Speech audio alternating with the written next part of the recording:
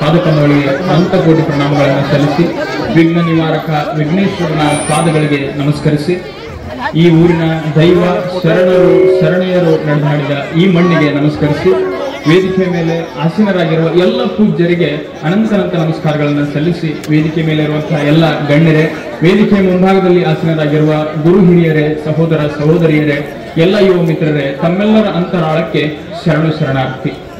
ಇವತ್ತಿನ ದಿವಸ ಗಣೇಶೋತ್ಸವ ಅಂದ್ರೆ ನಮ್ಮ ಯಾವುದೇ ಮೇಲು ಕೀಳು ಬಡವ ಬಲ್ಲಿದ ಯಾವುದೇ ಭೇದ ಭಾವ ಇಲ್ಲದೆ ಯಾವ್ದಾದ್ರೂ ಏಕೈಕ ಹಬ್ಬ ನಡೆಯುತ್ತೆ ಅಂದ್ರೆ ಅದು ಗಣೇಶೋತ್ಸವ ಅನ್ನೋದನ್ನ ನಾವು ನೀವೆಲ್ಲರೂ ಅರ್ಥ ಮಾಡ್ಕೋಬೇಕು. ಪಾರ್ವತಿ ತನ್ನ ಮೈ ಮೇಲಿನ ಕೊಳೆಯಿಂದ ಒಂದು ಗೊಂಬೆಯನ್ನು ತಯಾರು ಮಾಡ್ತಾಳೆ. ಆ ಗೊಂಬೆಯನ್ನ ತಯಾರು ಮಾಡಿ ಅದಕ್ಕೆ ಜೀವವನ್ನ ಕೊಟ್ಟು ನೀನು ಕೈಲಾಸ ಪರ್ವತವನ್ನ ಕಾಯೋದಕ್ಕಾಗಿ ಹೋಗುವಂತ ಆ ಬಾಲಕನಿಗೆ ಹೇಳ್ತಾಳೆ. ಅವನು ಕೈಲಾಸ ಪರ್ವತವನ್ನ ತನ್ನ ತಾಯಿಯ ಆದೇಶದ ಮೇರೆಗೆ ಕೈಲಾಸ ಪರ್ವತವನ್ನ ಕಾಯೋದಕ್ಕೆ ಹೋಗ್ತಾನೆ. ಶಿವ ಲೋಕ ಸಂಚಾರ, ಯಾವಾಗಲೂ ಕೂಡ ಅವನು ಲೋಕವನ್ನೇ ಸಂಚಾರ ಮಾಡ್ತಿರ್ತಾನೆ. ತನ್ನ ಗಣಗಳ ಜೊತೆಗೆ ಶಿವ ವಾಪಸ್ ಕೈಲಾಸ ಪರ್ವತಕ್ಕೆ ಬಂದಾಗ ಆ ಬಾಲಕ ಶಿವನನ್ನ ಒಳಗಡೆ ಬಿಡೋದಿಲ್ಲ. ಅವನಿಗೆ ನೀನ್ ಯಾರು ಅಂತ ಶಿವನನ್ನೇ ಕೇಳ್ತಾನೆ. ಆಗ ಶಿವ ಹೇಳ್ತಾನೆ, ನಾನು ಈ ಕೈಲಾಸದ ಅಧಿಪತಿ, ನಾನು ಒಳಗಡೆ ಹೋಗ್ಬೇಕು ಬಿಡು ಅಂತ ಕೇಳ್ತಾನೆ. ಆಗ ಗಣೇಶ ನಾನು ಬಿಡೋದಿಲ್ಲ, ನನ್ನ ತಾಯಿ ಹೇಳಿದಾಳೆ ಯಾರನ್ನು ಕೂಡ ಒಳಗಡೆ ಬಿಡಬೇಡ ಅಂತ ಹೇಳಿ ಬಹಳ ವಾಗ್ವಾದ ನಡೀತದೆ. ಶಿವನ ಕೋಪ ನೆತ್ತಿಗೇರಿ ತನ್ನ ತ್ರಿಶೂಲದಿಂದ ಅವನ ರುಂಡವನ್ನೇ ಕತ್ತರಿಸಿ ಬಿಡ್ತಾನೆ. ಎಲ್ಲ ಮುಗಿದ ಮೇಲೆ ಪಾರ್ವತಿ ದೇವಿ ಬರ್ತಾಳೆ. ಪಾರ್ವತಿ ದೇವಿ ಬಂದು ಶಿವನನ್ನ ಕೇಳ್ಕೊಳ್ತಾಳೆ, ಹೇಗಾದ್ರೂ ಮಾಡಿ ಅವನ ಜೀವವನ್ನ ನೀವು ವಾಪಸ್ ತರಲೇಬೇಕು, ನನಗೆ ಆ ಮಗು ಬೇಕೇ ಬೇಕೆನ್ನುವಂಥದ್ದನ್ನ ಕೇಳ್ಕೊಳ್ತಾಳೆ. ಆಗ ಶಿವ ಅವನ ಗಣಗಳಿಗೆ ಹೇಳಿ, ಉತ್ತರದಲ್ಲಿ ಒಂದು ಪ್ರಾಣಿ ಇರ್ತದೆ, ಆ ಪ್ರಾಣಿಯ ರುಂಡವನ್ನು ತೆಗೆದುಕೊಂಡು ಬರ್ರಿ, ಅವ್ರಿಗೆ ಆ ಪ್ರಾಣಿಯ ಮೂಲಕ ಹೊಸದಾಗಿ ಮತ್ತೆ ಅವನಿಗೆ ಜೀವವನ್ನ ಕೊಡೋಣ ಅಂತ ಹೇಳಿ ಗಣಗಳು ತೆಗೆದುಕೊಂಡು ಬರ್ತವೆ. ಆ ಒಂದು ಪ್ರಾಣಿ ಅಂದ್ರೆ ಆನೆಯ ಮುಖವನ್ನು ತೆಗೆದುಕೊಂಡು ಬರ್ತವೆ. ಆನೆಯ ಮುಖವನ್ನ ಜೋಡಿಸಿ ಅವನಿಗೆ ಒಂದು ಜನ್ಮವನ್ನ ಶಿವನು ಮತ್ತೆ ಮರುಜನ್ಮವನ್ನ ಕೊಡ್ತಾನೆ. ಈ ಮೂಲಕವಾಗಿ ಅವನಿಗೆ ಗಣೇಶ ಅಂತ ನಾಮಕರಣವನ್ನ ಮಾಡಿ, ಇನ್ನು ಮುಂದೆ ನನ್ನ ಗಣಗಳಿಗೆ ನೀನೇ ಅಧಿಪತಿ, ಯಾವುದೇ ಲೋಕದಲ್ಲಿ ಹೊಸ ಕಾರ್ಯಗಳಾಗುವಾಗ, ಹೊಸ ಪೂಜೆಗಳಾಗುವಾಗ ಮೊದಲು ನಿನ್ನನ್ನೇ ಪೂಜೆ ಮಾಡ್ಬೇಕಂತ ಆಶೀರ್ವದಿಸಿ, ಇನ್ನು ಮುಂದೆ ನೀನು ಗಣಗಳಿಗೆ ಅಧಿಪತಿ ಅಂತ ಗಣಪತಿ ಅಂತ ಆಶೀರ್ವದಿಸಿ ಅಂದಿನಿಂದ ಇಂದಿನವರೆಗೂ ಕೂಡ ನಾವು ಗಣೇಶನನ್ನ ಆರಾಧಿಸಿಕೊಂಡು ಬಂದಿದ್ದೀವಿ. ಇಂತಹ ಅದ್ಭುತ ಪರಂಪರೆ ಇರುವಂತಹ ಈ ಗಣೇಶ ಚತುರ್ಥಿಯ ಒಂದು ಹಲವಾರು ವಿಚಾರಗಳನ್ನು ನಾವು ತಿಳ್ಕೊಳ್ಬೇಕಾಗಿದೆ. ಮೊದಲನೇದಾಗಿ ಬಹಳಷ್ಟು ಜನ ಈ ದೇಶದಲ್ಲಿ ಗಣೇಶನ ಕುರಿತಾಗಿ ಹೇಳ್ತಿರ್ತಾರೆ. ಗಣೇಶ ಅಂದ್ರೇನು? ಅವನೊಂದು ಮಣ್ಣಿನ ಗೊಂಬೆ. ಗಣೇಶ ಅಂದ್ರೆ ಅವನು ದೇವರಲ್ಲ, ಮಣ್ಣಿನಿಂದ ಗೊಂಬೆಯನ್ನು ನೀವು ಪೂಜೆ ಮಾಡ್ತೀರಿ ಅಂತ ಕೇಳ್ತಾರೆ. ಅವ್ರಿಗೊಂದು ಮಾತನ್ನ ನಾವು ಹೇಳಲೇಬೇಕು. ಗಣೇಶ ಮಣ್ಣಿನ ಮೂರ್ತಿಯನ್ನು ಮಾತ್ರ ನಾವು ಪೂಜೆ ಮಾಡೋದಿಲ್ಲ, ಮಣ್ಣನ್ನೇ ಪೂಜೆ ಮಾಡುವಂತಹ ಸಂಸ್ಕೃತಿ ನಮ್ದು. ಯಾರಾದ್ರೂ ಕೂಡ ನಾವು ಹೊಲದಲ್ಲಿ ಉತ್ತುವಾಗ ಬಿತ್ತುವಾಗ ಹೊಲದಲ್ಲಿ ಹೋಗುವಾಗಲೂ ಕೂಡ ನಾವು ಚಪ್ಪಲಿಯನ್ನು ಕೂಡ ಹಾಕಿಕೊಂಡು ಹೋಗೋದಿಲ್ಲ. ಹೊಲದಲ್ಲಿ ಯಾವುದೇ ರೀತಿಯಾದಂತಹ ಮೂತ್ರ ವಿಸರ್ಜನೆಯನ್ನು ಕೂಡ ಮಾಡೋದಿಲ್ಲ. ಅಷ್ಟಾಗಿ ಈ ಭೂಮಿಯನ್ನ, ಈ ಮಣ್ಣನ್ನ ಗೌರವಿಸಿಕೊಂಡು ಬಂದಂತಹ ಏಕೈಕ ಪರಂಪರೆ ಅಂದ್ರೆ ಅದು ನಮ್ಮ ಪರಂಪರೆ. ಬರೀ ಮೂರ್ತಿಯನ್ನು ಮಾತ್ರವಲ್ಲ, ಮಣ್ಣನ್ನು ಕೂಡ ಪೂಜಿಸುವಂತವ್ರು ನಾವು. ಇಂತಹ ಮಣ್ಣನ್ನ ಪೂಜಿಸುವಂತವರು ಮಣ್ಣಿನ ಮೂರ್ತಿಯನ್ನು ಪೂಜಿಸೋದು ದೊಡ್ಡದೇನಲ್ಲ ಅನ್ನುವಂಥದ್ದನ್ನು ನಾವು ಅರ್ಥ ಮಾಡ್ಕೊಳ್ಬೇಕಾಗಿದೆ. ಮಿತ್ರರೇ, ಈ ಒಂದು ಗಣೇಶ ಚತುರ್ಥಿಯ ಸಂದರ್ಭದೊಳಗಡೆ ಹಲವಾರು ಈ ಮಣ್ಣನ್ನ ಆರಾಧಿಸುವಂತಹ ಸಂಸ್ಕೃತಿ ಒಳಗಡೆ ನಾವಿದ್ದೇವೆ. ಒಬ್ಬ ಕಬಡ್ಡಿ ಆಟಗಾರ ಅವನ ಕೋರ್ಟ್ ಒಳಗಡೆ ಹೋಗ್ಬೇಕಾದ್ರೆ ಅವನ ತಾಕತ್ತಿನ ಬಗ್ಗೆ ಅವನಿಗೆ ಧೈರ್ಯ ಇರ್ತದೋ ಇಲ್ಲ ಗೊತ್ತಿಲ್ಲ, ಆದ್ರೆ ಮಣ್ಣನ್ನ ಬಗ್ಗಿ ಮಣ್ಣನ್ನ ಒಂದಿಷ್ಟು ಹಣೆಗೆ ಹಚ್ಕೊಂಡು ಅವನ ಎದುರಾಳಿಯನ್ನು ಎದುರಿಸುವುದಕ್ಕೆ ಹೋಗ್ತಾನಲ್ಲ, ಇದು ಈ ಮಣ್ಣಿಗೆ ಕೊಡುವಂತಹ ಗೌರವ, ಈ ಮಣ್ಣಿಗೆ ಕೊಡುವಂತಹ ನಾವು ಕೊಡುವಂತಹ ಗೌರವ. ಇಷ್ಟು ಅದ್ಭುತವಾಗಿರ್ತಕ್ಕಂಥ ಮಣ್ಣನ್ನ ಆರಾಧಿಸಿಕೊಂಡು ಬಂದವರು ನಾವು. ನಾನು ಮೊನ್ನೆ ಒಮ್ಮೆ ನಮ್ಮ ಭಾಗದ ಬಹಳ ಹೆಸರಾಂತ ವೈದ್ಯರ ಹತ್ರ ನಾನು ಹೋಗಿದ್ದೆ. ಆ ವೈದ್ಯರು ಸಾಕಷ್ಟು ಕೋಟ್ಯಾಂತರ ರೂಪಾಯಿ ಆಸ್ತಿಯನ್ನು ಮಾಡಿದ್ದಾರೆ. ಅವರು ಕೃಷಿಯನ್ನು ಕೂಡ ಮಾಡ್ತಾರೆ. ನಾನು ಕೇಳಿದೆ, ನೀವ್ಯಾಕೆ ಕೃಷಿಯನ್ನು ಮಾಡ್ತಿದ್ದೀರಿ ಅಂತ. ಇಲ್ಲಪ್ಪ, ನಮ್ದು ಮೊದಲಿಂದನೂ ನಾವು ಕೃಷಿಯನ್ನೇ ಮಾಡ್ಕೊಂಡು ಬಂದಿದ್ದೀವಿ. ನಾನು ಕೂಡ ಈಗೂ ಹೊಲಕ್ಕೆ ಹೋದ್ರೆ ಹೊಲದಲ್ಲಿ ಚಪ್ಪಲಿಯನ್ನು ಹಾಕೊಂಡು ಹೋಗುದಿಲ್ಲ, ಹೊಲದಲ್ಲಿ ನಾನು ಮೂತ್ರವನ್ನು ವಿಸರ್ಜನೆ ಮಾಡೋದಿಲ್ಲ, ಹೊಲದಲ್ಲಿ ನಾನು ಯಾವುದೇ ರೀತಿಯಾದಂತಹ ಕೆಟ್ಟ ಇದನ್ನು ಮಾಡೋದಿಲ್ಲ. ನಾನು ವೈದ್ಯರಾದ್ರೂ ಕೂಡ ಮನೆಯಲ್ಲಿ ಚಪ್ಪಲಿಯನ್ನು ಹಾಕೊಂಡು ತಿರುಗ್ತೇನೆ ಹೊರತು ಹೊಲದಲ್ಲಿ ಚಪ್ಪಲಿಯನ್ನು ಹಾಕೊಂಡು ಹೋಗೋದಿಲ್ಲ ಅಂತ ಎಷ್ಟು ಅದ್ಭುತವಾಗಿರ್ತಕ್ಕಂಥ ಮಣ್ಣಿಗೆ ಒಂದು ಪ್ರಾಧಾನ್ಯತೆ ಕೊಟ್ಟಿರ್ತಕ್ಕಂಥ ದೇಶ ಇದು. ಇಂತಹ ದೇಶದಲ್ಲಿ ಸಾಕಷ್ಟು ಬಾರಿ ನಾವು ಗಣೇಶನ ಕುರಿತಾಗಿ ಹಲವಾರು ಕಥೆಗಳನ್ನ ಕೇಳ್ತಾ ಇರ್ತೇವೆ. ಗಣೇಶ ಅಂದ್ರೇನೆ ಬಹಳ ವಿಶಿಷ್ಟವಾದವನು. ಅಲ್ಲಿ ಕುಳಿತಿರುವಂತಹ ಗಣೇಶನನ್ನ ನಾವು ನೋಡ್ರಿ, ಗಣೇಶ ಬರೀ ಕುಳಿತಿರೋನು ಮಾತ್ರ ಅಲ್ಲ, ಗಣೇಶ ನಮಗೆ ಸಂದೇಶವನ್ನ ಕೊಡ್ತಾನೆ. ಗಣೇಶನ ದೊಡ್ಡದಾದ ತಲೆ ನಾವು ಬುದ್ಧಿವಂತಿಕೆಯನ್ನ ಹೊಂದಬೇಕು ಅಂದ್ರೆ ದೇಹದ ಜೊತೆಗೆ ಬುದ್ಧಿಯನ್ನು ಕೂಡ ಬೆಳೆಸಬೇಕೆನ್ನುವಂಥದ್ದನ್ನ, ಗಣೇಶನ ಅಗಲವಾದ ಕಿವಿಗಳು ನಾವು ಉತ್ತಮ ಕೇಳೋಗರಾಗಬೇಕೆನ್ನುವಂಥದ್ದನ್ನ, ಗಣೇಶನ ಸಣ್ಣನಾದ ಕಣ್ಣುಗಳು ನಮಗೆ ತೀಕ್ಷ್ಣವಾದ ದೃಷ್ಟಿ ಇರಬೇಕು, ಎಲ್ಲವನ್ನು ಕೂಡ ಗಮನಿಸುವಂತ ಸಾಮರ್ಥ್ಯ ಇರಬೇಕೆನ್ನುವಂಥದ್ದನ್ನ, ಗಣೇಶನ ಸಣ್ಣ ಬಾಯಿ ನಾವು ಕಡಿಮೆ ಮಾತನಾಡಿ ಹೆಚ್ಚಿಗೆ ಕೆಲಸ ಮಾಡ್ಬೇಕೆನ್ನುವಂಥದ್ದನ್ನ, ಗಣೇಶನ ದೊಡ್ಡ ಹೊಟ್ಟೆ ನಮ್ಮ ಜೀವನದಲ್ಲಿ ಬರುವಂತಹ ಕಷ್ಟ ಸುಖ ನಷ್ಟ ಇವೆಲ್ಲವನ್ನು ಕೂಡ ಹೊಟ್ಟೆ ಹಾಕಿಕೊಳ್ಳುವಷ್ಟು ಸಾಮರ್ಥ್ಯ ನಮಗಿರ್ಬೇಕೆನ್ನುವಂಥದ್ದನ್ನ, ಗಣೇಶನ ಸುತ್ತ ಇರುವಂತಹ ಹಾವು ಶತ್ರುಗಳು ಬೇರೆ ಎಲ್ಲೂ ಇಲ್ಲ, ನಮ್ಮ ಸುತ್ತಲೇ ಇರ್ತಾರೆ, ಹುಷಾರಾಗಿರಿ ಎನ್ನುವಂಥದ್ದನ್ನ, ಗಣೇಶನ ಕೆಳಗಡೆ ಇರುವಂತಹ ಇಲಿ ಸಣ್ಣ ಸಣ್ಣವರನ್ನು ನಾವು ಗೌರವಿಸಬೇಕು, ದೊಡ್ಡ ದೊಡ್ಡ ಕಾರ್ಯಗಳಾಗುವಾಗ ನಾವು ಸಣ್ಣವರನ್ನು ಕೂಡ ಗೌರವಿಸಬೇಕೆನ್ನುವಂತಹ ಅದ್ಭುತವಾದಂತಹ ಸಂದೇಶವನ್ನ ಬರೀ ಒಂದು ಗಣೇಶನ ಮೂರ್ತಿ ಕೊಡ್ತದೆ ಅಂದ್ರೆ ಈ ದೇಶಕ್ಕಿರುವಂತಹ ತಾಕತ್ತು ಸಾಮಾನ್ಯವಾದದ್ದಲ್ಲ, ಈ ಮಣ್ಣಿಗಿರುವಂತಹ ತಾಕತ್ತು ಸಾಮಾನ್ಯವಾದದ್ದಲ್ಲ. ಮಿತ್ರರೇ, ಗಣೇಶನ ಹಬ್ಬ ನಮ್ಮೆಲ್ಲರನ್ನು ಕೂಡ ಒಗ್ಗೂಡಿಸುವಂತ ಒಂದು ಅದ್ಭುತವಾಗಿರ್ತಕ್ಕಂಥ ಹಬ್ಬ. ಗಣೇಶನ ಕುರಿತಾಗಿ ಹೇಳ್ತಾರೆ, ಗಣೇಶನನ್ನ ಆರಾಧನೆ ಮಾಡಿದ್ರೆ ಬಡತನ ಹೋಗುತ್ತಾ, ಗಣೇಶನನ್ನ ಆರಾಧನೆ ಮಾಡಿದ್ರೆ ಬಡತನ ನೀಗಿ ಹೋಗುತ್ತಾ ಅಂತ ಹೇಳ್ತಾರೆ. ಅವರಿಗೆ ಗೊತ್ತಿರಲಿ, ಗಣೇಶನ ಒಂದೇ ಒಂದು ಸೀಸನ್ಗೆ ಇಡೀ ದೇಶಾದ್ಯಂತ 25,000 ಕೋಟಿ ವಹಿವಾಟು ಆಗ್ತದೆ. ನಮ್ಮ ದೇಶಕ್ಕೆ ಎಷ್ಟೊಂದು ಆರ್ಥಿಕತೆ ಬಂದು ಬೀಳ್ತದೆ ಅನ್ನುವಂಥದ್ದು ಅವರಿಗೆ ಅರಿವಿಲ್ಲ. ಎಷ್ಟೋ ಜನ ರಸ್ತೆ ಬದಿಯಲ್ಲಿರುವಂತಹ ಹಣ್ಣಿನ ವ್ಯಾಪಾರಿಗಳಿಗೆ, ಮಾಲೆಯನ್ನು ತಯಾರಿಸುವಂತವರಿಗೆ, ಅಲಂಕಾರಿಕ ವಸ್ತುಗಳನ್ನು ತಯಾರಿಸುವಂತವರಿಗೆ ಅಷ್ಟೇ ಅಲ್ಲ, ಗಣೇಶನ ಮೂರ್ತಿಯನ್ನ ಒಂದು ಸೀಸನ್ಗೆ ಮಾಡಿ ಒಂದು ವರ್ಷದ ಕೂಳನ್ನ ತಿನ್ನುವಂತಹ ಹಲವಾರು ಗಣೇಶ ಮೂರ್ತಿ ತಯಾರಿಕರಿಗೆ ಇದು ಊಟವಾಗಿದೆ ಅನ್ನುವಂಥದ್ದು ಅವರಿಗೆ ಗೊತ್ತಿಲ್ಲ ಅಂತ ನನಗನ್ನಿಸ್ತಾ ಇದೆ. ಇಷ್ಟು ಅದ್ಭುತವಾಗಿರ್ತಕ್ಕಂಥ ಈ ಗಣೇಶ ಹಬ್ಬವನ್ನ ನಾವು ಆಚರಿಸ್ತಾ ಗಣೇಶ ಒಳಗಡೆ ಇದ್ದ, ಮನೆ ಒಳಗಡೆ ಇದ್ದ ಗಣೇಶನನ್ನ ಹೊರಗಡೆ ತಂದವರು ಲೋಕಮಾನ್ಯ ಬಾಲ ಗಂಗಾಧರ ತಿಲಕರು. ಹಿಂದಿನ ಕಾಲದಲ್ಲಿ ಬ್ರಿಟಿಷರ ಆಳ್ವಿಕೆ ಇದ್ದಂತಹ ಸಂದರ್ಭದಲ್ಲಿ ಯಾರು ಕೂಡ ಬ್ರಿಟಿಷರ ವಿರುದ್ಧ ಹೋರಾಟವನ್ನು ಮಾಡೋದಕ್ಕೆ ಇಳಿತಾ ಇರಲಿಲ್ಲ, ಬ್ರಿಟಿಷರ ವಿರುದ್ಧ ಧ್ವನಿಯನ್ನು ಎತ್ತಾ ಇರಲಿಲ್ಲ. ಅದಕ್ಕಾಗಿ ಬಾಲ ಗಂಗಾಧರ ತಿಲಕರು ಒಂದು ಉಪಾಯವನ್ನು ಮಾಡ್ತಾರೆ. ಗಣೇಶ ಚತುರ್ಥಿ, ಶಿವಾಜಿ ಉತ್ಸವ, ದುರ್ಗಾ ಉತ್ಸವವನ್ನು ಆರಂಭ ಮಾಡಿ ಆ ಮೂಲಕವಾಗಿ ಜನರನ್ನು ಸಂಘಟಿಸಿ ಅಲ್ಲಿ ದೇಶಭಕ್ತಿಯ ಚಿಂತನೆಗಳನ್ನ ಬೆಳೆಸಬೇಕಂತ ಹೇಳಿ ಇಡೀ ಮಹಾರಾಷ್ಟ್ರದಾದ್ಯಂತ ಗಣೇಶ ಉತ್ಸವವನ್ನ, ಶಿವಾಜಿ ಮಹಾರಾಜರ ಉತ್ಸವವನ್ನ, ದುರ್ಗಾ ಉತ್ಸವವನ್ನ ಆರಂಭ ಮಾಡ್ತಾರೆ. ಆರಂಭ ಮಾಡಿ ಆ ಮೂಲಕವಾಗಿ ಎಲ್ಲಾ ಜನರನ್ನ ಸಂಘಟಿಸಿ ಗಣೇಶ ಉತ್ಸವದಲ್ಲಿ ದೇಶಭಕ್ತಿಯ ಚಿಂತನೆಗಳನ್ನ ಹರಿಸ್ತಾರೆ. ಗಣೇಶ ಬರೀ ಆರಾಧನೆಗೆ ಮಾತ್ರ ಸೀಮಿತವಾಗಿಲ್ಲ, ಸ್ವಾತಂತ್ರ್ಯವನ್ನು ತಂದು ಕೊಡೋದಕ್ಕೂ ಕೂಡ ಗಣೇಶ ದೊಡ್ಡದಾದಂತಹ ಪಾತ್ರವನ್ನು ವಹಿಸಿದ್ದಾನೆ ಅನ್ನುವಂಥದ್ದನ್ನ ನಾವು ಅರ್ಥ ಮಾಡ್ಕೊಳ್ಬೇಕಾಗಿದೆ. ನನ್ನ ನೆಚ್ಚಿನ ಮಿತ್ರರೇ, ಗಣೇಶ ಸುಮ್ಮನೆ 5 ದಿವಸ ನಮ್ಮ ಮನೆಯಲ್ಲಿ ಇರ್ತಾನೆ. 5 ದಿವಸದಲ್ಲಿರುವಂತಹ ಗಣೇಶ ನಮ್ಗೆ ಎಷ್ಟು ಅದ್ಭುತವಾದಂತಹ ಸಂದೇಶವನ್ನ ಕೊಡ್ತಾನೆ ಅನ್ನುವಂಥದ್ದನ್ನ ನಾವು ತಿಳ್ಕೋಬೇಕು. ಗಣೇಶ ಬರೋದು ಒಂದಿನ, ಹೋಗೋದು ಒಂದಿನ. ಉಳಿದ 3 ದಿನದೊಳಗಡೆ ಅವನು ತನಗೆ ಬೇಕಾದ್ದೆಲ್ಲವನ್ನ ತಿಂತಾನೆ. ಮದ್ದು, ಗುಂಡು, ಸಿಡಿಲುಗಳ ನಡುವೆ ತನಗೆ ಹೆಂಗ್ ಬೇಕೋ ಅವನು ನಮ್ಮ ಮನೆಯಲ್ಲಿ ಇರ್ತಾನೆ. ಅದೇ ರೀತಿ ನಮ್ಮ ಜೀವನದಲ್ಲೂ ಕೂಡ ನಾವು ಹುಟ್ಟೋದು ಒಂದಿನ, ಸಾಯೋದು ಒಂದಿನ. 3 ದಿನದ ಈ ಜೀವನದ ಸಂಖ್ಯೆ ಒಳಗೆ ಯಾವುದೇ ಕಷ್ಟ, ನಷ್ಟ, ಸುಖ, ದುಃಖಗಳು ಬಂದರೂ ಕೂಡ ನಮ್ಮ ಹೊಟ್ಟೆಯಲ್ಲಿ ನಾವು ಹಾಕೊಂಡು ಗಣೇಶನ ತರ ಖುಷಿಯಾಗಿದ್ದು ಹೋಗ್ಬಿಡಬೇಕು. ಇಷ್ಟು ಅದ್ಭುತವಾಗಿರ್ತಕ್ಕಂಥ 5 ದಿನದ ಗಣೇಶ ನಮಗೆ ಒಂದು ಅದ್ಭುತವಾಗಿರ್ತಕ್ಕಂಥ ಸಂದೇಶವನ್ನ ಕೊಡ್ತಾನೆ. ನಾವ್ಯಾರು ಕೂಡ ಇದನ್ನ ಮರಿಬಾರ್ದು. ನನ್ನ ನೆಚ್ಚಿನ ಮಿತ್ರರೇ, ಈ ಭಾರತದಲ್ಲಿರುವಂತಹ ಸಾಕಷ್ಟು ಹಬ್ಬಗಳು ಸುಮ್ಮನೆ ನಮ್ಮ ಹಿರಿಯರು ಮಾಡಲಿಲ್ಲ. ಇಡೀ ಒಂದು ವರ್ಷದಲ್ಲಿ 1,000ಕ್ಕೂ ಹೆಚ್ಚು ಹಬ್ಬಗಳು ಈ ದೇಶದಲ್ಲಿ ಬಂದು ಹೋಗ್ತವೆ. ಒಂದೊಂದು ಹಬ್ಬದ ಹಿಂದೆಯೂ ಕೂಡ ವಿಜ್ಞಾನ ಇದೆ, ಒಂದೊಂದು ಹಬ್ಬದ ಹಿಂದೆಯೂ ಕೂಡ ಸೈನ್ಸ್ ಇದೆ. ಆ ಸೈನ್ಸ್ ಅನ್ನು ನಾವು ಅರ್ಥ ಮಾಡ್ಕೊಳ್ಳಿಲ್ಲ. ಮೊದಲನೇದಾಗಿ ಗಣೇಶನ ಹಬ್ಬವನ್ನ ಆಚರಣೆ ಮಾಡೋದ್ರಿಂದ ಪ್ರಕೃತಿ ಹಾಳಾಗುತ್ತೆ, ಪ್ರಕೃತಿ ಮಲಿನವಾಗುತ್ತೆ ಅಂತ ಸಾಕಷ್ಟು ಜನ ಭಾಷಣವನ್ನ ಮಾಡ್ತಾರೆ, ಸಾಕಷ್ಟು ಜನ ಹೇಳ್ತಾ ಇರ್ತಾರೆ. ಅವ್ರಿಗೆ ಗೊತ್ತಿಲ್ಲ ಗಣೇಶ ಹಬ್ಬವನ್ನ ಪ್ರಕೃತಿಗಾಗಿಯೇ ಮಾಡಿದ್ದು. ಹೇಗ್ ಮಾಡ್ತಾರಂದ್ರೆ, ಏಪ್ರಿಲ್ ಮೇ ತಿಂಗಳೊಳಗಡೆ ಬಹಳ ಬಿಸಿಲಿರ್ತದೆ, ಕೆರೆ ಕಟ್ಟೆಗಳೆಲ್ಲವೂ ಕೂಡ ಬತ್ತಿ ಹೋಗಿರ್ತವೆ, ಕೆರೆ ಕಟ್ಟೆಗಳಲ್ಲಿ ನೀರೇ ಇಲ್ಲದಂತಾಗಿರ್ತದೆ. ಆ ಸಂದರ್ಭದಲ್ಲಿ ಗಣೇಶನನ್ನ ತಯಾರು ಮಾಡುವಂತವ್ರು ಅಲ್ಲಿಗೆ ಹೋಗಿ ಮಣ್ಣನ್ನ ತೆಗೆದುಕೊಂಡು ಬರ್ತಾರೆ. ನಾವು ಸಾಕಷ್ಟು ಬಾರಿ ಪೇಪರ್ಗಳಲ್ಲಿ ಓದ್ತಿರ್ತೀವಿ, ಹೂಳೆತ್ತೋದು ಅಂತ ಹೇಳಿ. ಯಾರು ಹೂಳೆತ್ತೋದಕ್ಕೆ ಯಾರು ಬೇಡ, ಗಣೇಶನನ್ನ ತಯಾರು ಮಾಡೋರೆ ಕೆರೆಯಿಂದ ಹೂಳನ್ನ ಎತ್ಕೊಂಡು ಗಣೇಶನನ್ನ ತಯಾರು ಮಾಡೋದು ಬರ್ತಾರೆ. ಹಲವಾರು ಮಳೆಗಾಲದ ಪೂರ್ತಿ ಅವರು ಗಣೇಶನನ್ನ ತಯಾರು ಮಾಡ್ತಾರೆ. ಮಳೆಗಾಲದ ಮುಕ್ತಾಯ ಅಂದ್ರೆ ಈ ಸಂದರ್ಭದಲ್ಲಿ ಕೆರೆಕಟ್ಟೆಗಳೆಲ್ಲವೂ ಕೂಡ ತುಂಬಿ ಹರಿತಾ ಇರ್ತವೆ. ಕೆರೆಕಟ್ಟೆಗಳೆಲ್ಲವೂ ಕೂಡ ತುಂಬಿ ಹರಿದು ಅವುಗಳಿಗೆ ಒಡ್ಡು ಬೇಕಾಗಿರ್ತದೆ, ಬದು ಬೇಕಾಗಿರ್ತದೆ, ತಡೆಗೋಡೆಗಳು ಬೇಕಾಗಿರ್ತವೆ. ನಾವು ಹೋಗಿ ಕೆರೆಯಲ್ಲಿ ಚೆಲ್ಲುವಂತಹ ಮಣ್ಣಿನ ಗಣೇಶ ಒಡ್ಡಾಗಿ, ಬದುವಾಗಿ, ತಡೆಗೋಡೆಯಾಗಿ ನಿಲ್ತದೆ. ಇಷ್ಟು ಅದ್ಭುತವಾಗಿರ್ತಕ್ಕಂಥ ಪ್ರಾಕೃತಿಕ ಸೌಂದರ್ಯವನ್ನ, ಪ್ರಾಕೃತಿಕ ಸಂದೇಶವನ್ನ ಒಬ್ಬ ಗಣೇಶ ಕೊಡ್ತಾನಂದ್ರೆ ನಿಜಕ್ಕೂ ಕೂಡ ನಾವು ಹೆಮ್ಮೆಯನ್ನ ಪಡಲೇಬೇಕು. ಬರೀ ಹಬ್ಬ ಮಾತ್ರ ಅಲ್ಲ, ಎಲ್ಲಾ ಹಬ್ಬಗಳು ಕೂಡ ಇದೇ ರೀತಿಯಾಗಿರುವಂತದ್ದು. ನಮ್ಮ ದೇಶದಲ್ಲಿ ನಮ್ಮ ಹಿಂದೂ ಸನಾತನ ಪಂಚಾಂಗದ ಪ್ರಕಾರ ನಾವು ಯುಗಾದಿಯನ್ನ ಆರಂಭ ಮಾಡ್ತೇವೆ. ಯುಗಾದಿಯ ಮೂಲಕ ನಮ್ಮ ಹೊಸ ಪಂಚಾಂಗವನ್ನು ಆರಂಭ ಮಾಡ್ತೇವೆ. ನಾವು ಮಿತ್ರರು ಏನ್ ಅನ್ಕೊಂಡ್ಬಿಟ್ಟಿದೆ ಅಂದ್ರೆ, ನಮ್ಮ ಹೊಸ ವರ್ಷ ಅಂದ್ರೆ ಜನವರಿ 1 ವರ್ಷ ಆಗಲಿಕ್ಕೆ ಸಾಧ್ಯನೇ ಇಲ್ಲ. ಡಿಸೆಂಬರ್ 31 ಜನವರಿ 1ಕ್ಕೆ ಇರುವಂತದ್ದು ವ್ಯತ್ಯಾಸ ಬಹಳ ಏನಿಲ್ಲ. ರಾತ್ರಿಯಾಗಿ ಬೆಳಗಾಗುತ್ತೆ, ಹೊಸ ಕುಡುಕು ಹೊಟ್ಕೊಳ್ತಾರೆ, ರೋಡಿನ ಬದಿಗಳಲ್ಲೂ ಕೂಡ ಕುಡಿದು ಬಿದ್ದಿರ್ತಾರೆ. ಆದ್ರೆ ಯುಗಾದಿ ಹಂಗಲ್ಲ. ನಮ್ಮ ಪ್ರಕೃತಿಯು ಬದಲಾಗಿರ್ತದೆ. ಪ್ರಕೃತಿ ಒಳಗಡೆ ಚಿಗುರೊಡೆದ ಎಲೆಗಳಿರ್ತವೆ, ಚಿಗುರೊಡೆದ ಮರಗಳಿರ್ತವೆ, ಅದರಲ್ಲಿ ಕೋಗಿಲೆ ಕೂತ್ಕೊಂಡು ಹಾಡ್ತಾ ಇರ್ತದೆ.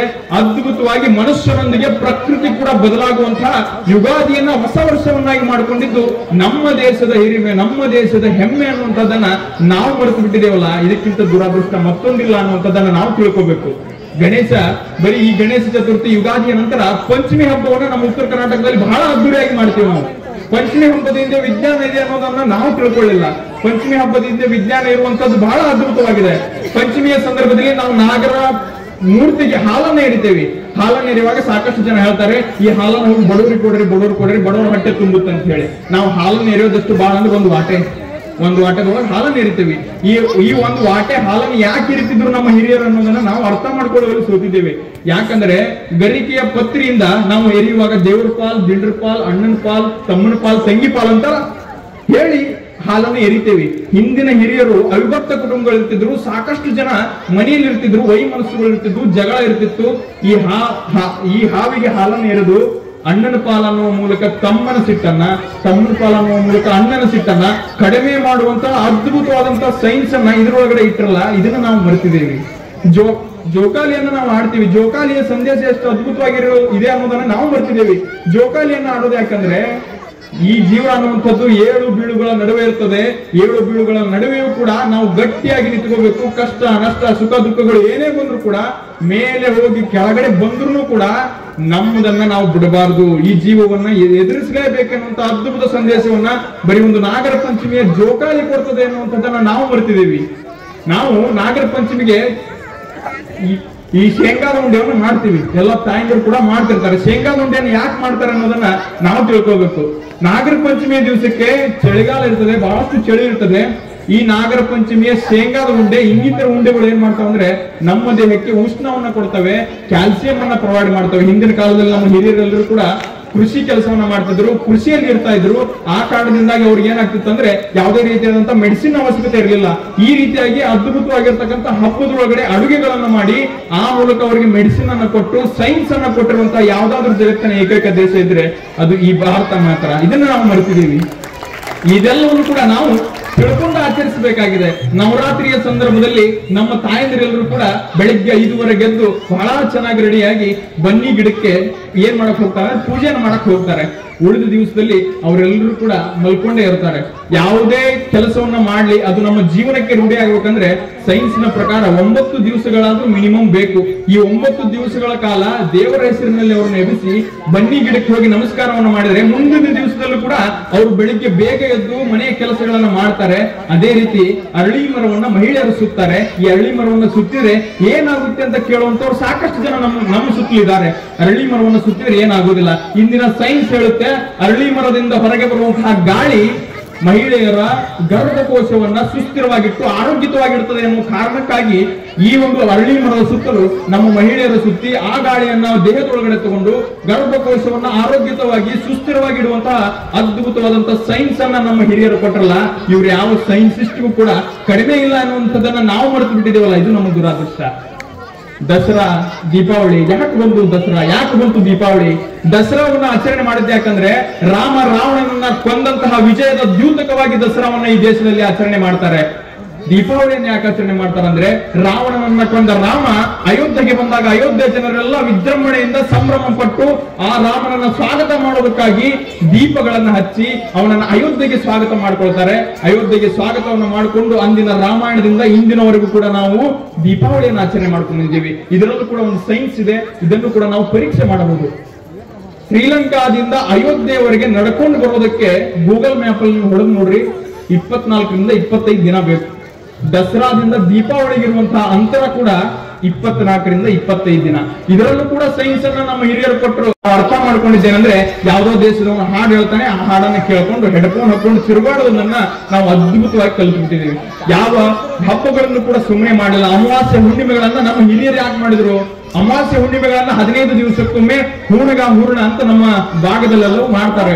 ಹೂರ್ಣಕ್ಕೆ ನಮ್ಮ ದೇಹದ ರಕ್ತವನ್ನ ಶುದ್ಧೀಕರಣ ಮಾಡುವಂತಹ ಅದ್ಭುತವಾದಂತಹ ಸಾಮರ್ಥ್ಯ ಇದೆ. ಹಿಂದಿನ ಹಿರಿಯರು ಕೃಷಿ ಕೆಲಸಗಳನ್ನ ಮಾಡ್ತಾ ಹೊಲದಲ್ಲಿ ಯಾವುದೋ ಮಳೆಯನ್ನು, ಯಾವುದೋ ಕಲ್ಲನ್ನು, ಯಾವುದೋ ಕಬ್ಬಿಣವನ್ನ ಕಾಲಿಗೆ ನಡೆಸ್ಕೊಂತಿದ್ರು. ಅದರಿಂದ ಅವರ ರಕ್ತ ಸ್ವಲ್ಪ ಏನಾಗ್ತಿತ್ತು ಅಂದ್ರೆ ಕೆಟ್ಟು ಹೋಗ್ತಿತ್ತು.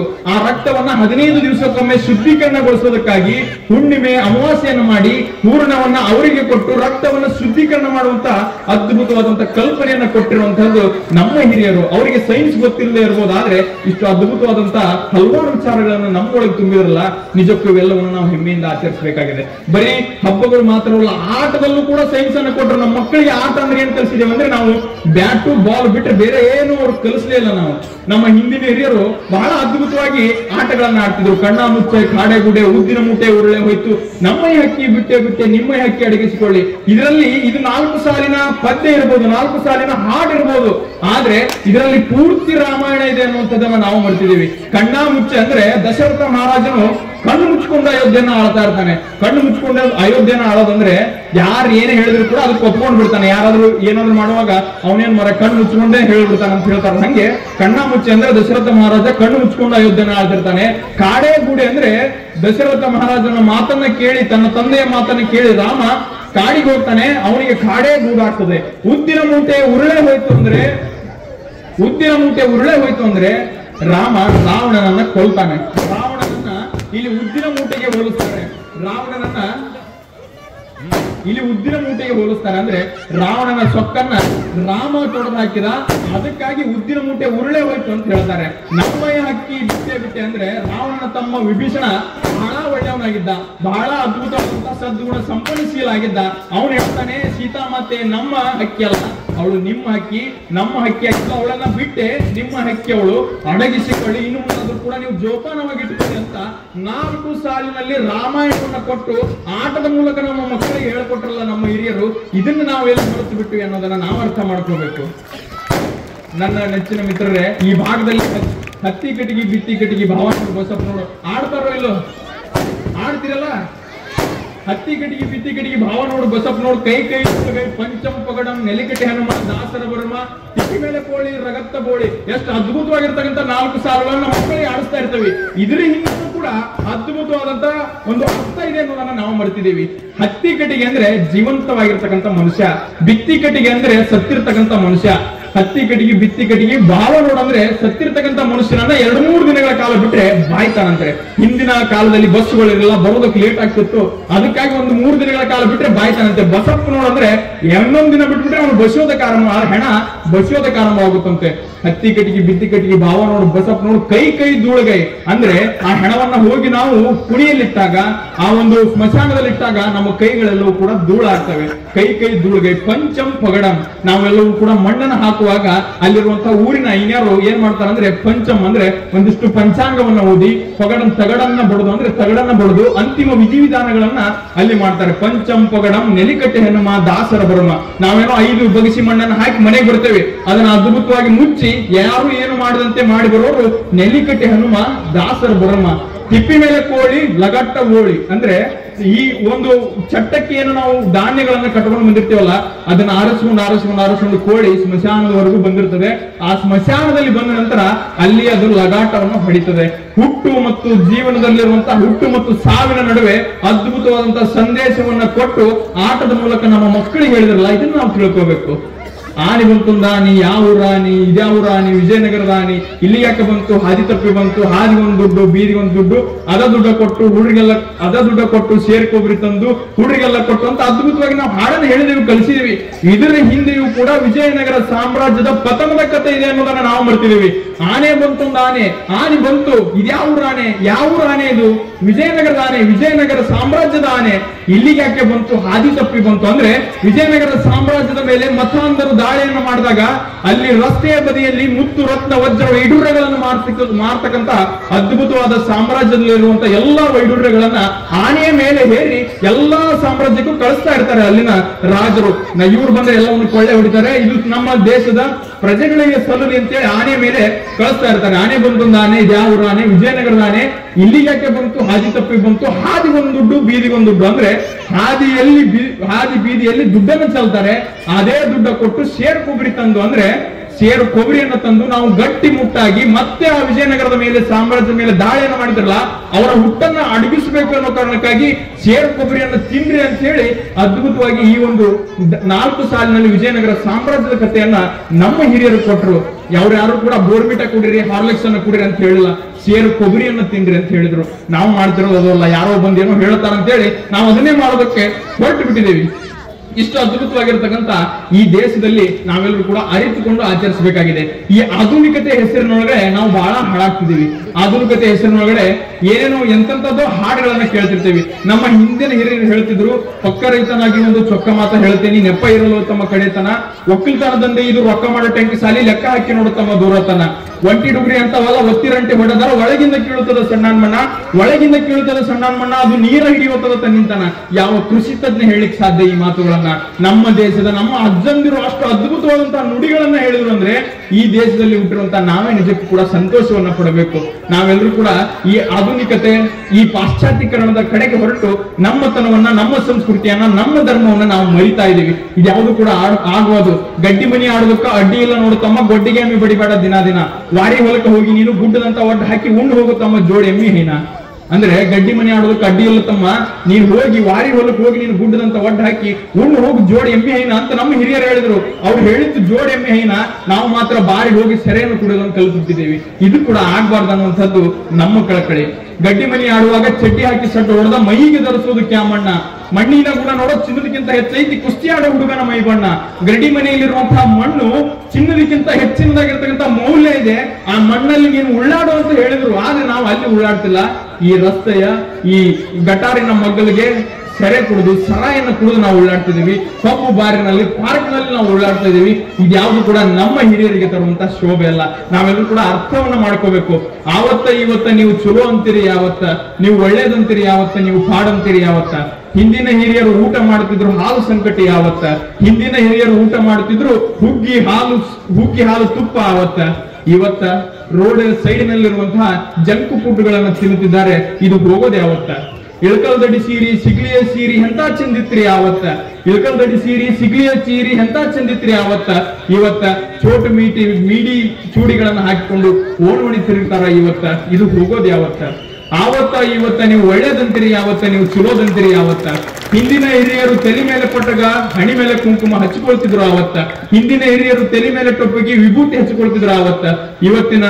ಇವತ್ತ ನಮ್ಮ ಯುವಕರು ಹರಿದ ಜೀನ್ಸ್ ಪ್ಯಾಂಟ್ ಅನ್ನು ಹಾಕಿಕೊಂಡು ಎಲ್ಲಿ ಬೇಕಾದಲ್ಲಿ ತಿರುಗ್ತಾರ ಇವತ್ತ. ಆವತ್ತ ಇವತ್ತ ನೀವು ಚಲೋ ಅಂತೀರಿ ಯಾವತ್ತ, ನೀವು ಒಳ್ಳೇದಂತೀರಿ ಯಾವತ್ತ, ನೀವು ಪಾಡಂತೀರಿ ಯಾವತ್ತ. ನಮ್ಮ ಹಿಂದಿನ ಹಿರಿಯರ ಏನು ಈ ಜೀವನ ಪದ್ಧತಿ ಇತ್ತಲ್ಲ, ಈ ಜೀವನ ಪದ್ಧತಿಯಲ್ಲಿ ಅದ್ಭುತವಾದಂತ ಸೈನ್ಸ್ ಇದೆ, ಅದ್ಭುತವಾದಂತ ಆಚಾರ ವಿಚಾರಗಳ ನಡುವೆ ಅವರು ಬದುಕಿ ಹೋದ್ರು. ನಮಗೆ ಒಂದು ಅದ್ಭುತವಾಗಿರ್ತಕ್ಕಂಥ ಜೀವನವನ್ನ ಕೊಟ್ಟು ಹೋದ್ರು. ಆದ್ರೆ ಆ ಜೀವನವನ್ನ ಉಳಿಸಿಕೊಳ್ಳುವಲ್ಲಿ ನಾವು ಸೋತಿದ್ದೇವೆ. ನಾವೆಲ್ಲರೂ ಕೂಡ ಆಧುನಿಕತೆ ಹೆಸರಿನೊಳಗಡೆ ನಮ್ಮನ್ನ ನಾವು ಹಾಳು ಮಾಡ್ಕೊಳ್ತಾ ಇದೀವಿ. ನಾವು ಹೀರೋ ಅಂತ ಹೇಳಿ ಯಾರ್ಯಾರು ಲಾಂಗ್ ಮಚ್ಚುಗಳನ್ನ ಹಿಡ್ಕೊಂಡು ಬರ್ತಾರೋ, ಯಾರು ರೋಡ್ ಅನ್ನ ಹಿಡ್ಕೊಂಡು ಬರ್ತಾರೋ, ಯಾರು ಮತ್ತೊಂದರ ಮಾಡ್ತಾರೋ ಅವರನ್ನ ನಾವು ಹೀರೋ ಅಂತ ತಿಳ್ಕೊಂಡು ಅವರನ್ನ ಮೆರೆಸೋದಕ್ಕೆ ನಾವು ಆರಂಭ ಮಾಡಿಬಿಟ್ಟಿದ್ದೇವೆ. ನಿಜವಾಗ್ಲೂ ಅವ್ರು ಹೀರೋ ಆಗ್ಲಿಕ್ಕೆ ಸಾಧ್ಯ ಇಲ್ಲ. ಯಾವುದೋ ಹೊಲದಲ್ಲಿ ನಿಂತುಕೊಂಡು ಮಳೆ ಚಳಿ ಬಿಸಿಲನ್ನ ನೋಡದೆ ನಮಗಾಗಿ ಊಟಕ್ಕಾಗಿ ದುಡ್ತಿದ್ದಾನಲ್ಲ ರೈತ ನಿಜವಾದ ಹೀರೋ. ನಾವು ಇಷ್ಟು ಅದ್ಭುತವಾದಂತಹ ಕಾರ್ಯಕ್ರಮವನ್ನು ಮಾಡ್ಲಿಕ್ಕೆ, ಇಷ್ಟು ಅದ್ಭುತವಾಗಿ ನಾವು ಜೀವನವನ್ನ ದೇಶದೊಳಗಡೆ ಮಾಡ್ಲಿಕ್ಕೆ, ದೇಶದ ಗಡಿಯಲ್ಲಿ ನಿಂತುಕೊಂಡು ನಮಗಾಗಿ ಕಾಯ್ತಿದ್ದಾನಲ್ಲ ಸೈನಿಕ ನಿಜವಾದ ಹೀರೋ. ನಮಗಾಗಿ ಪೂರ್ತಿ ಜೀವನವನ್ನ ನಮಗಾಗಿ ಸವಿಸಿ ನಮ್ಮ ಭವಿಷ್ಯದ ಬಗ್ಗೆ ಚಿಂತೆಯನ್ನ ಮಾಡ್ತಾರಲ್ಲ ನಮ್ಮ ತಂದೆ ತಾಯಿಗಳು ನಿಜವಾದ ಹೀರೋ. ಯಾವುದೋ ಸಿನಿಮಾದಲ್ಲಿ ಬಂದು 4 ಡೈಲಾಗ್ಗಳನ್ನ ಹೊಡೆಯವರನ್ನ ನಾವು ಹೀರೋ ಅಂತ ಭಾವಿಸಿದ್ದೇವಲ್ಲ, ಇದು ದೊಡ್ಡ ದುರ್ದೈವ. ನಾವೆಲ್ಲರೂ ಕೂಡ ಇಲ್ಲಿರುವಂತ ಯುವ ಮಿತ್ರರು, ಇಲ್ಲಿರುವಂತ ಎಲ್ಲರೂ ಕೂಡ ಒಂದು ದೊಡ್ಡದಾದಂತ ಸಂಕಲ್ಪವನ್ನು ಮಾಡೋಣ. ನಮ್ಮ ಮುಂದಿನ ಪೀಳಿಗೆಗೆ ಇಲ್ಲೇನು ಮುಂದ್ಗಡೆ ಕುಳಿತಿದಾರಲ್ಲ ಅವರಿಗೆ ಹೀರೋ ಅಂದ್ರೆ ಇವು 3 ಜನರನ್ನ ಮಾತ್ರ ನಾವು ತೋರಿಸಬೇಕು. ಫಿಲಂ ಅಲ್ಲಿ, ಪರದೆಯಲ್ಲಿ, ಟಿವಿಯಲ್ಲಿ ಬರೋರು ಎಲ್ಲರನ್ನೂ ಕೂಡ ನಾವು ಆಕ್ಟರ್ಸ್, ಮನೋರಂಜಕರು ಅಂತಲೇ ತೋರಿಸ್ಬೇಕು. ಹೀರೋಗಳಂತ ತೋರಿಸಿದ್ರೆ ಅವರ ಪರಿಪಾಲನೆಯನ್ನ ಮಾಡಿ ಅವ್ರು ಮುಂದೊಂದು ದಿವಸ ನಮಗೂ ಮಾರಕ ಆಗ್ತಾರೆ. ಮೊನ್ನೆ ನಮ್ಮ ಸ್ನೇಹಿತರನ್ನ ಕೇಳ್ತಾ ಇದ್ದೆ, ನೀನು ಗುಟಕ ಹಾಕೋದನ್ನ ಹೆಂಗ್ ಕಲಿತೆ ಅಂತ ಕೇಳಿದಾಗ IPL ಅಲ್ಲಿ 3 ಜನ ಬರ್ತಿದ್ರು. ಅದ್ರೊಳಗಡೆ ನಾನು ಒಬ್ಬ ಫೇವರೇಟ್ ಇದ್ದ, ಅವ್ನು ಹಾಕೋ ಅಂದ, ನಾನು ಹಾಕೊಂಡೆ. ಈ ರೀತಿಯಾಗಿ ನಾವು ಹೊರಟಿದ್ದೇವೆ. ಅವ್ರು ಯಾರು ಕೂಡ ಜೀವನದಲ್ಲಿ ಗುಟಕ ಅಲ್ಲ, ಒಂದು ಅಡಿಕೆ ಹೋಳನ್ನು ಕೂಡ ಮುಟ್ಟಿರೋದಿಲ್ಲ. ಆದ್ರೆ ನಮಗ್ ಬಂದು IPL ಅಡ್ವರ್ಟೈಸ್ ಅಲ್ಲಿ ಬೇರೆ ಬೇರೆ ಜಾಹೀರಾತುಗಳಲ್ಲಿ ಬಂದು ಹೇಳ್ತಾರೆ, ಬಾಯಲ್ಲಿ ಹೇಳಿ ಆ ಕೇಸರಿಯ ಪದದ ಅರ್ಥವನ್ನೇ ಹಾಳು ಮಾಡಿಬಿಟ್ಟಿದ್ದಾರೆ. ಎಷ್ಟು ಅದ್ಭುತವಾಗಿರ್ತಕ್ಕಂಥ ತ್ಯಾಗ, ಶೌರ್ಯ, ಈ ಎಲ್ಲಾ ವಿಚಾರಗಳನ್ನು ಒಳಗೊಂಡಿರುವಂತಹ ಕೇಸರಿ ಎನ್ನುವಂತಹ ಪದದ ಅರ್ಥವನ್ನ ಹಾಳು ಮಾಡಿಬಿಟ್ಟಿದ್ದಾರೆ. ಇಂಥ ಸಿನಿಮಾ ನಟರು, ಈ ಕ್ರಿಕೆಟರ್ಸ್ ಬರ್ತಾರೆ, ಯಾರೋ ಬಂದು ಹೇಳ್ತಾರೆ ಅದನ್ನು ಕುಡ್ರಿ, ಇದು ಸೀಕ್ರೆಟ್ ಆಫ್ ಮೈ ಎನರ್ಜಿ ಅಂತ ಹೇಳ್ತಾರೆ. ಇನ್ನೊಬ್ರು ಬರ್ತಾರೆ, ಅದನ್ನು ಕುಡ್ರಿ, ಅದನ್ನ ಸೀಕ್ರೆಟ್ ಆಫ್ ಮೈ ಎನರ್ಜಿ ಅಂತ ಹೇಳ್ತಾರೆ. ಇದ್ಯಾವುದು ಕೂಡ ನಮ್ಮ ದೇಹಕ್ಕೆ ಏನನ್ನು ಕೂಡ ಕೊಡೋದಿಲ್ಲ. ಇದ್ಯಾವುದು ಕೂಡ ನಮ್ಮ ದೇಹವನ್ನ ಸುಸ್ಥಿರವಾಗಿಡೋದಿಲ್ಲ.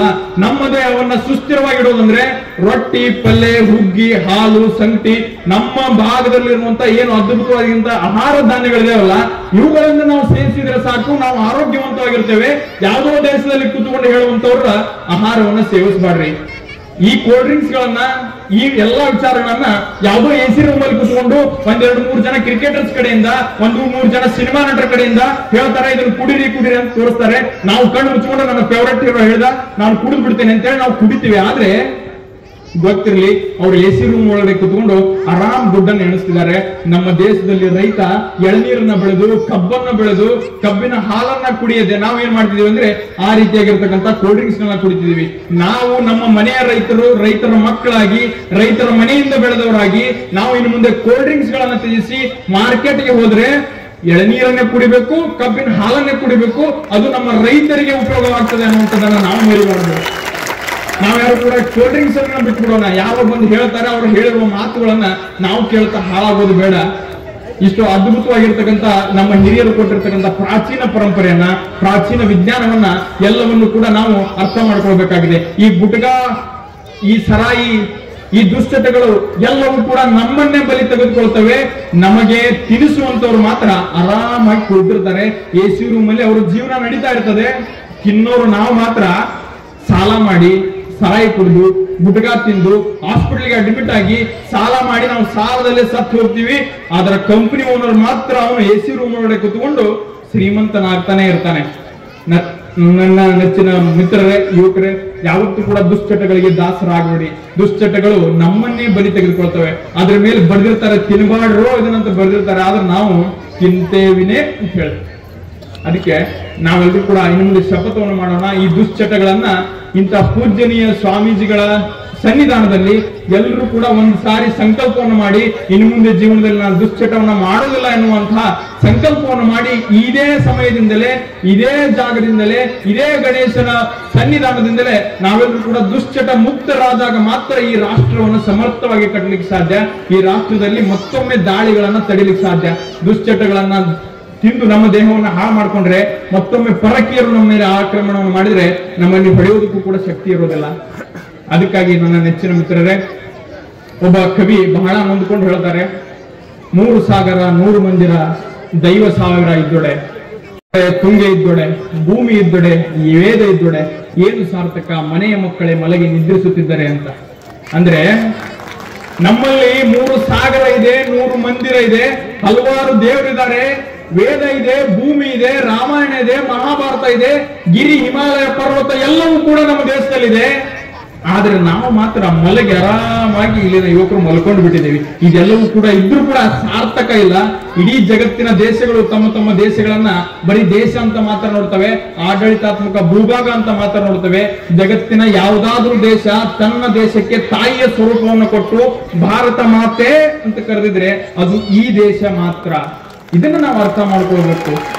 ಅದಕ್ಕಾಗಿ ಎಲ್ಲ ನನ್ನ ನೆಚ್ಚಿನ ಮಿತ್ರರೇ, ನಾವು ನಮ್ಮ ಹಿರಿಯರು ಕೊಟ್ಟಿರುವಂತಹ ಹಾದಿಯಲ್ಲಿ ನಡಿಬೇಕಾಗಿದೆ. ಪ್ರತಿಯೊಂದು ಹಬ್ಬಗಳನ್ನ, ಆಚರಣೆಗಳನ್ನ ಎಲ್ಲವನ್ನು ಕೂಡ ನಾವು ವಿಜೃಂಭಣೆಯಿಂದ ಆಚರಣೆ ಮಾಡಬೇಕಾಗಿದೆ. ನಮ್ಮ ಹಿರಿಯರು ಕೊಟ್ಟಿರ್ತಕ್ಕಂಥ ಈ ಹಬ್ಬಗಳನ್ನ ಆಚರಿಸುವುದಕ್ಕೆ 10 ಅನುಮತಿಗಳನ್ನ ತೆಗೆದುಕೊಳ್ಳುವಂತ ಕಾಲ ನಮಗೆ ಬಂದಿದೆ ಅಂದ್ರೆ ಇದು ತಪ್ಪು ಬೇರೆ ಯಾರಿಗೂ ಅಲ್ಲ, ನಮ್ಮದೇ ತಪ್ಪು. ನಾವು ಒಗ್ಗಟ್ಟಿನಿಂದ ಅದ್ಭುತವಾಗಿ ನಮ್ಮ ಪರಂಪರೆಯನ್ನ ನಾವು ನಮ್ಮ ಪಾಡಿಗೆ ಆಚರಣೆ ಮಾಡಿದ್ರೆ ಈ ಪರಿಸ್ಥಿತಿ ನಮಗೆ ಬರ್ತಿರಲಿಲ್ಲ. ಅದಕ್ಕಾಗಿ ನನ್ನ ನೆಚ್ಚಿನ ಮಿತ್ರರೇ, ಇದರ ಹಿಂದಿನ ವಿಜ್ಞಾನವನ್ನು ಅರಿತುಕೊಂಡು ನಾವೆಲ್ಲರೂ ಕೂಡ ಈ ಎಲ್ಲಾ ಆಚಾರ ವಿಚಾರಗಳನ್ನ ನಾವು ಪಾಲಿಸಬೇಕು. ನಮ್ಮಲ್ಲಿ ಎಷ್ಟು ಜನ ನಮ್ಮನ್ನು ನಾವು ಪ್ರಶ್ನೆ ಮಾಡ್ಕೊಳ್ಳೋಣ, ನಮ್ಮ ಕಾಲೇಜುಗಳಿಗೆ, ಶಾಲೆಗಳಿಗೆ, ನಾವು ಕೆಲಸ ಮಾಡುವಂತ ಸ್ಥಳಗಳಿಗೆ ಎಷ್ಟು ಜನ ನಮ್ಮ ಮನೆಯಲ್ಲಿ ವಿಭೂತಿಯನ್ನ ಹಚ್ಕೊಂಡು ನಾವು ಕೆಲಸಕ್ಕೆ ಹೋಗ್ತೀವಿ, ಎಷ್ಟು ಜನ ನಾವು ಗಂಧವನ್ನು ಹಚ್ಕೊಂಡು ಹೋಗ್ತೀವಿ. ನಮ್ಮ ಪರಂಪರೆ ಏನಿದೆ ನಮ್ಗೆ ಗೊತ್ತಿಲ್ಲ. ಭಂಡಾರ ಕೆಲವ್ರ ಮನೆಯಲ್ಲಿ ಇರ್ಬೋದು, ಕೆಲವ್ರ ಮನೆಯಲ್ಲಿ ವಿಭೂತಿ, ಕೆಲವ್ರ ಮನೆಯಲ್ಲಿ ಗಂಧ, ಕೆಲವ್ರ ಮನೆಯಲ್ಲಿ ಕೇಸರಿ, ಈಗ ಸಾಕಷ್ಟು ಹಣೆ ಮೇಲೆ ಹಚ್ಕೊಂಡು ಹೋಗುವಂತ ಸಾಕಷ್ಟು ಪರಂಪರೆಗಳು ನಮ್ಗಿದಾವೆ. ಇವೆಲ್ಲವನ್ನು ಹಚ್ಕೊಂಡು ನಾವು ಶಾಲೆಗೆ ಹೋಗ್ತಿದೀವ, ಕಾಲೇಜ್ಗೆ ಹೋಗ್ತಿದೀವ, ಬೇರೆ ಕಡೆ ಹೋಗ್ತಿದೀವ ಅನ್ನುವಂಥದ್ದನ್ನ ನಾವು ಪ್ರಶ್ನೆ ಮಾಡ್ಕೋಬೇಕು. ಈ ವಿಭೂತಿಯನ್ನು ಹಚ್ಕೊಂಡು ಹೋದ್ರೆ, ಮತ್ತೊಂದನ್ನು ಹಚ್ಕೊಂಡು ಹೋದ್ರೆ ಅಸಹ್ಯ ಆಗುತ್ತೆ ಅನ್ನುವಂತ ಪರಮಾವಧಿಗೆ ಬಂದು ನಾವು ತಲುಪಿದ್ದೇವೆ. ಅಸಹ್ಯ ಆಗ್ತದೆ ಅನ್ನುವಂತ ನಮ್ಮ ಹಿರಿಯರು ಕೊಟ್ಟು ಹೋದಂತ ಅದ್ಭುತವಾದಂತ ವಿಭೂತಿಯನ್ನು ಹಚ್ಕೊಂಡು ನಾವು ಕಾಲೇಜ್ಗೆ, ಶಾಲಾ ಕಾಲೇಜುಗಳಿಗೆ ಕೆಲಸ ಮಾಡುವಂತ ಸ್ಥಳಗಳಿಗೆ ಹೋಗೋದಕ್ಕಾಗಿ ನಾವು ಮುಜುಗರಗಳನ್ನು ಪಟ್ಕೊಳ್ತಾ ಇದ್ದೇವೆ. ನೀರಿಗೆ ನೈದಿಲೆ ಶೃಂಗಾರ, ಸಮುದ್ರಕ್ಕೆ ತೆರೆಯೇ ಶೃಂಗಾರ, ನಾರಿಗೆ ಗುಣವೇ ಶೃಂಗಾರ, ನಮ್ಮ ಕೂಡಲ ಸಂಗನ ಶರಣರಿಗೆ ನೋಸಲ ವಿಭೂತಿಯ ಶೃಂಗಾರ ಅಂತ ಈ ವಿಜಯಪುರದ ಮಣ್ಣಿನಲ್ಲಿ ಕೂಡಲ ಸಂಗಮ ದೇವ ಬಸವಣ್ಣನವರು ಹೇಳಿದ್ರಲ್ಲ, ಆ ಆದರ್ಶಗಳನ್ನ ನಾವು ಮರೆತು ಮುಂದಕ್ಕೆ ಸಾಕ್ತಿದ್ದೇವೆ. ನನ್ನ ನೆಚ್ಚಿನ ಮಿತ್ರರೇ, ನಾವು ಏನೇನು ನಮ್ಮ ಪರಂಪರೆಯಲ್ಲಿ ಹಣೆಗೆ ಹಚ್ಕೊಂಡು ಹೋಗೋದಿದೆಯಲ್ಲ, ಅದೆಲ್ಲವನ್ನು ಕೂಡ ನಾವು ಕೆಲಸ ಮಾಡುವಂತ ಸ್ಥಳಗಳಿಗೆ, ನಾವು ಹೋಗುವಂತ ಶಾಲಾ ಕಾಲೇಜುಗಳಿಗೆ ಎಲ್ಲಿಯಾದ್ರೂ ಕೂಡ ಹೆಮ್ಮೆಯಿಂದ ಹಚ್ಕೊಂಡು ಹೊರಗಡೆ ಹೋಗ್ಬೇಕು. ಆಗ ಮಾತ್ರ ನಮ್ಮದನ್ನ ನಾವು ಉಳಿಸ್ಕೊಳ್ಳಿಕ್ಕೆ ಸಾಧ್ಯ. ನಾವು ಅಸಹ್ಯವನ್ನ ಪಡ್ಕೊಂಡ್ರೆ, ನಾವು ನಮ್ಮದನ್ನ ಮಾಡ್ಕೊಳ್ಳಿಕ್ಕೆ ಹೆಸಿಟೇಟ್ ಅನ್ನ ಪಡ್ಕೊಂಡ್ರೆ, ಮುಂದೊಂದು ದಿವಸ ನಮ್ಮನ್ನ ಇನ್ನೊಬ್ಬರು ಆಳುವಂತಹ ದಿನಗಳು ದೂರವಿಲ್ಲ. ನಾವೆಲ್ಲರೂ ಕೂಡ ಇದನ್ನ ಅರ್ಥ ಮಾಡಿಕೊಂಡು ಮುಂದಕ್ಕೆ ಸಾಗಿದಾಗ ಮಾತ್ರ ಈ ರಾಷ್ಟ್ರವನ್ನ ಮತ್ತೆ ಕಟ್ಟಲಿಕ್ಕೆ ಸಾಧ್ಯ. ನಮ್ಮ ನಡುವೆ ಮಾತಾಡ್ಲಿಕ್ಕೆ ಸಾಕಷ್ಟು ಜನ, ಇನ್ನೂ ಜನ ಗಣ್ಯರಿದ್ದಾರೆ. ಇಂತಹ ಕಿರಿಯನಿಗೆ ಇಷ್ಟು ದೊಡ್ಡ ವೇದಿಕೆಯನ್ನ ಕೊಟ್ಟು, ನನಗಿಂತ ಕಿರಿಯರಿಲ್ಲ, ಶಿವಭಕ್ತರಿಗಿಂತ ಹಿರಿಯರಿಲ್ಲ ಎನ್ನುವಂತಹ ಶರಣರ ವಾಣಿಗಳನ್ನ ನನ್ನ ಮನದಲ್ಲಿ ನೆನೆಯುತ್ತಾ, ಈ ಅವಕಾಶವನ್ನ ಮಾಡಿಕೊಟ್ಟು ಇಷ್ಟೊತ್ತು ನನ್ನ ಮಾತುಗಳನ್ನ ಆಲಿಸಿದಂತಹ ಎಲ್ಲ ಗುರು ಹಿರಿಯರಿಗೆ, ಸಹೋದರ ಸಹೋದರಿಯರಿಗೆ, ಯುವ ಮಿತ್ರರಿಗೆ ಎಲ್ಲರಿಗೂ ಕೂಡ ಅನಂತ ಧನ್ಯವಾದಗಳನ್ನು ಅರ್ಪಿಸಿ ನನ್ನ ಎರಡು ಮಾತುಗಳನ್ನು ಮುಗಿಸ್ತೇನೆ. ಪ್ರಿಯ ಭಾರತ ಇಲ್ಲಿಯವರೆಗೆ ತನ್ನೆಲ್ಲರನ್ನ ತಮ್ಮೆಲ್ಲರ ಮನಸ್ಸನ್ನ ಸೆಳೆಯುವ ಮೂಲಕ ನಮ್ಮ ಭಾರತೀಯ ಸಂಸ್ಕೃತಿ, ಸಂಪ್ರದಾಯ, ಅದರ ಹಿಂದಿರ್ತಕ್ಕಂಥ ವೈಜ್ಞಾನಿಕ ಸತ್ಯಗಳನ್ನ ತಮ್ಮ ವಾಣಿಯ ಮೂಲಕ ಅತ್ಯಂತ ಸುಂದರವಾಗಿ ಪ್ರಕಟಪಡಿಸಿರ್ತಕ್ಕಂಥ ಒಂದು ವಾಗ್ಮಿಯಾಗಿರ್ತಕ್ಕಂಥ ಲೇಖಕರು ಆಗಿರುವಂತಹ ಅಮೋಘ ಭಾರತ್ ಹರ್ಲಾಪುರ ಅವರಿಗೆ ಮತ್ತೊಮ್ಮೆ ಜೋರಾಗಿ ಚಪ್ಪಾಳೆಯನ್ನ ತಟ್ಟಿ ಅವರಿಗೆ ಗೌರವಿಸೋಣ. ಇದೀಗ ನಮ್ಮ ಗಜಾರ್ನ ಸೇವಾ ಸಮಿತಿಯವರು ಅವರನ್ನ ಎಲ್ಲ ಗ್ರಾಮಸ್ಥರ ಪರವಾಗಿ ಮತ್ತೊಮ್ಮೆ ಅವರನ್ನ ಗೌರವಿಸುವಂತ, ಸತ್ಕರಿಸುವಂತ, ಸನ್ಮಾನವನ್ನು ಮಾಡತಕ್ಕಂಥ ಅಪೇಕ್ಷೆಯನ್ನು ವ್ಯಕ್ತಪಡಿಸಿದ್ದಾರೆ. ಇದೀಗ ಅಮೋಘ ಭಾರತ್ ಹರ್ಲಾಪುರ ಅವರಿಗೆ ನಮ್ಮೆಲ್ಲ ಗಜಾರ್ನ ಸೇವಾ ಸಮಿತಿಯವರು ಸನ್ಮಾನಿಸಬೇಕಂತ ಕೇಳ್ಕೊತಾ ಇದ್ದೇವೆ. ಸಮಿತಿಯ ಬೇಗನೆ ಬರಬೇಕು. ಎಲ್ಲ ಸದಸ್ಯ ಬಳಗ ಅದರಲ್ಲಿ ಭಾಗಿಯಾಗಬೇಕು. ಪರಮ ಪೂಜ್ಯರುಗಳು ಕೂಡ ಅದರಲ್ಲಿ ಭಾಗಿಯಾಗಬೇಕಂತೇಳಿ ನಾನು ವಿನಂತಿಸುತ್ತೇನೆ. ಅತ್ಯಂತ ಸುಂದರವಾಗಿ ನಮ್ಮಲ್ಲಿ ಜನಜಾಗೃತಿಯನ್ನು ಮೂಡಿಸಿರ್ತಕ್ಕಂಥ ಅಮೋಘ ಅವರಿಂದ ಅಮೋಘವಾಗಿರ್ತಕ್ಕಂಥ ಭಾಷಣ. ಒಮ್ಮೆ ಜೋರಾದ ಚಪ್ಪಾಳೆಯನ್ನು ತಟ್ಟಬೇಕು ಅವರಿಗೆ. ದೂರದ ಧಾರವಾಡದಿಂದ ಬಂದು ನಮ್ಮೆಲ್ಲರನ್ನ ಜಾಗೃತಿಯನ್ನು ಮೂಡಿಸಿರ್ತಕ್ಕಂಥ ಅಮೋಘ ಹಿರೇಮಠ ಅವರಿಗೆ ನಮ್ಮ ಎಲ್ಲ ಸದಸ್ಯ ಬಳಗ, ಈ ಒಂದು ಸೇವಾ ಸಮಿತಿಯ ಸದಸ್ಯ ಬಳಗ ಅದರಲ್ಲಿ ಭಾಗಿಯಾಗಬೇಕು. ಧನ್ಯವಾದಗಳು. ಇದೀಗ ಈ ಒಂದು ಕಾರ್ಯಕ್ರಮವನ್ನು ಉದ್ದೇಶಿಸಿ ಕೆಸರಟ್ಟಿಯ ಶ್ರೀ ಶಂಕರಲಿಂಗ ಗುರುಪೀಠದ ಪರಮ ಪೂಜ್ಯರಾಗಿರ್ತಕ್ಕಂಥ ಶ್ರೀ ಸೋಮಲಿಂಗ ಮಹಾರಾಜರು ಆಶೀರ್ವಚನವನ್ನ ದಯಪಾಲಿಸಬೇಕಂತ ಅವರ ವಿನಂತಿಯನ್ನು ಮಾಡಿಕೊಡ್ತಾ ಇದ್ದೀನಿ.